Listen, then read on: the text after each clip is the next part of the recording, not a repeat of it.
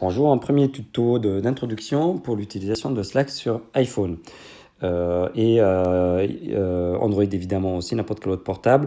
Les deux applis sont plus ou moins pareilles, donc c'est tout à fait extrapolable. Je vais faire d'abord une introduction. Donc je vais parler de ce que c'est que Slack. Après, je vais un tout petit peu parler du jargon de Slack, donc les définitions de différentes expressions utilisées dans Slack, ainsi que une rapide revue de ce qu'on peut trouver sur Slack.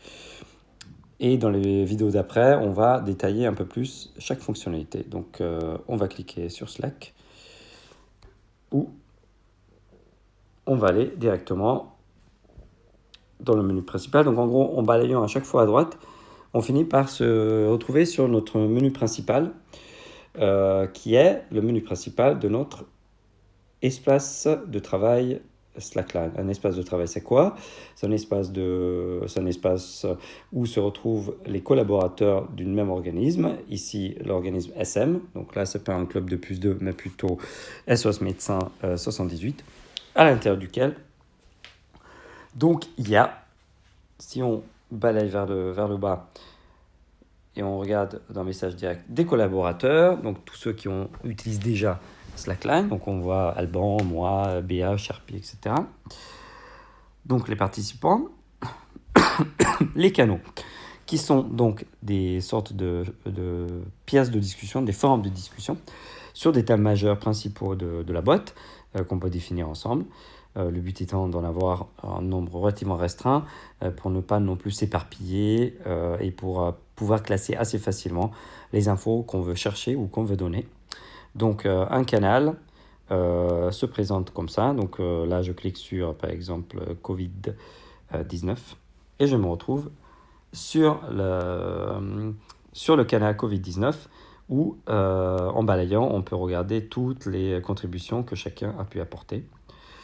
Si je clique sur le canal en haut à gauche Covid-19, toujours précédé d'un dièse parce que ça c'est le propre des canaux sur Slack, je me retrouve dans le menu contextuel que je vais détailler plus tard, ici, où voilà, on peut faire des modifications. Si je bats encore à droite, je me retrouve donc dans le menu principal de l'espace de travail où il y a des canaux et aussi des messages directs. C'est-à-dire des messages un peu comme sur WhatsApp ou n'importe quel Messenger où on peut envoyer un message directement à une personne. Si je clique sur Sharpie, je peux lui envoyer un message. Je balaye à droite, je reviens sur Sharpie. Ou en groupe, pareil, je peux ajouter autant de personnes que je veux dans une discussion donnée sur un sujet particulier. Et ceux qui ont un point vert, bien sûr, ils sont présents actuellement sur l'appli. Nous avons aussi donc des fils. Qu'est-ce que c'est les fils? C'est aussi une particularité Slack.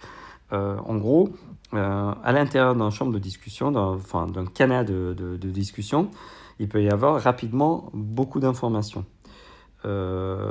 Toutes les informations ou toutes les contributions ne sont pas forcément d'intérêt général ou ne sont pas forcément absolument dans le thème qu'on a défini. Donc si je vais par exemple sur général, parce que j'ai fait un exemple, on peut créer ce qu'on appelle un fil. Par exemple, Bertrand a dit quelque chose sur un sujet et je veux lui répondre particulièrement sur cette question-là sans que ce soit très utile que tout le monde lise immédiatement ma réponse. Donc j'ai créé un fil qui se présente donc en dessous du message de Bertrand de 11h30. Vous voyez Bertrand, il y a une petite icône orange et une réponse en dessous. Si je clique dessus, je peux ouvrir où j'ai répondu en fait à ces questions. Alors en l'occurrence là non, mais c'est un test, mais où je peux répondre à cette question. Et du coup, si c'est Bertrand qui ouvre ma réponse et il trouve ça intéressant, il vous repose une question, il peut continuer. Ce qui permet de ne pas encombrer donc le canal général. Tout le monde peut accéder à ces réponses, c'est pas caché, mais ça permet de cibler la communication si elle est encore plus spécifique que le thème général abordé. Et si je balaye encore à droite et je reviens dans la discussion, enfin dans le menu général de l'espace de travail, si je clique sur fil, je peux retrouver tous les fils auxquels je participe ou que j'ai trouvé intéressants. Et donc je peux continuer, je peux reprendre ou je peux les quitter. Je balaye encore à droite, je me retrouve encore dans la discussion. Si je balaye cette fois-ci donc à gauche, donc je reviens sur le fil que j'ai vu. Et si je balaye encore plus à droite, je me retrouve en fait dans le menu contextuel me concernant mon profil personnalisé. Je vais faire aussi une vidéo dessus pour savoir comment je peux configurer par exemple les notifications, l'activité, etc. etc. En balayant à droite, je me retrouve de nouveau sur les fils sur lesquels je me retrouvais. Et en balayant encore à droite, je me retrouve sur le menu contextuel de l'espace de travail. Et si je vais sur, par exemple, Covid-19, on peut regarder, vous voyez, il y a plein de messages déjà. Mais le problème, c'est que s'il y a beaucoup de messages, au bout d'un certain temps, on ne les lit plus. Mais Slack a une solution pour ça. La solution étant d'essayer sur chaque canal d'appliquer un filtre qui permet de garder uniquement les informations les plus importantes pour que si on veut juste extraire de l'information générale sur le sujet du canal, on puisse le faire en un clic. Donc, et comment ça peut se faire? C'est en épinglant des messages importants. Qu'est-ce que c'est que épinglement de messages? Vous voyez sur mon message de 15h48, il y a une petite épingle. Comment ça marche? On clique sur Covid, donc le groupe de discussion, donc le canal Covid-19 en haut à gauche, le menu contextuel que j'ai déjà expliqué, et si on va vers le bas, on clique sur épingle, et de cette manière, du canal de discussion, il ne sera affiché que les messages épinglés.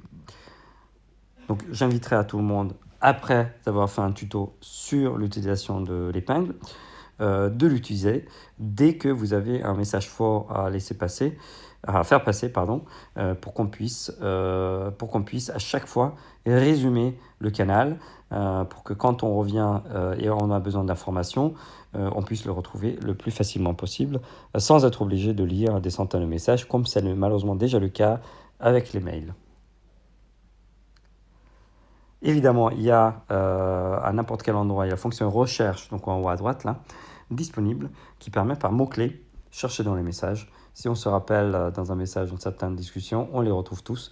Donc c'est le moteur de recherche, comme sur Google ou comme sur n'importe quel site, permet aussi de faire de la recherche beaucoup plus efficace que par des mails. Voilà. Donc j'ai à peu près fini pour cette introduction de vocabulaire et de navigation à l'intérieur de l'application.